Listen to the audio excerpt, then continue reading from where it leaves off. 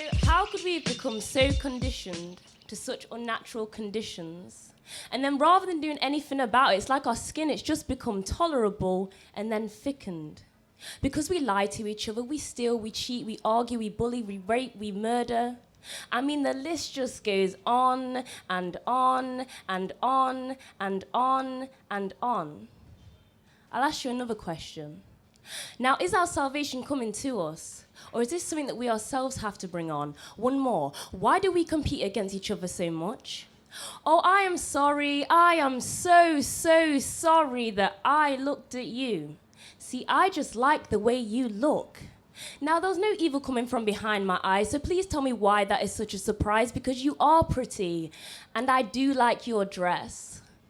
Now, the problem isn't me, and if you can't see that, then it's your head and your heart that's a mess, I guess. It's just our programming, or the programs that you watch on TV. But I suppose it's all the same now in this physical reality. Well, they have started with the babies, but it was made easy with being stuck in front of the box all day, watching the superheroes defeat the burglars and murderers, and apparently that's a new way to play. In the cartoons and movies, there's always that nasty bitch click, can't you see it's programming that causes us all to bitch fit? And apparently, that's our future generation. But that is not a society that I want my children to live in. It's energy draining, this constant slamming and comparisons, because I do not care what you are doing now, last night, or next year. I find it difficult to remain in my own present moment, and negative, passive-aggressive thoughts do not serve anyone. Should try staying focused on the most important number.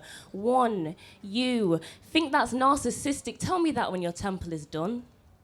People are no longer walking the streets with smiles on their faces anymore through fear of smiling at the wrong person and ending up with their faces being slammed upon the floor. And nobody has the right to lay one finger on someone else's body.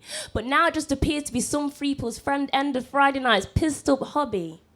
But it's not just the physical abuse now. The main problem that I see is the attack on the mind, the mental, people's mentality. People are purposely left with no stability.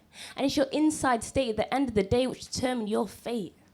There are so many people suffering from depression and mental illness. We've lost our oneness. Now we're surrounded in loneliness, a world of artificial unrealness, plasticity. We're being made to fit into these molds that we do not fit in our hearts knowing that it's our birthright to be free, and the agony of holding in a smile when you know it could brighten up someone's day. But unfortunately, well, it's not always perceived in that way. See, a laugh and a smile is infectious and 100% free. So next time I smile at you, please smile back at me. Thank you. Cheers. Wonderful. Yeah.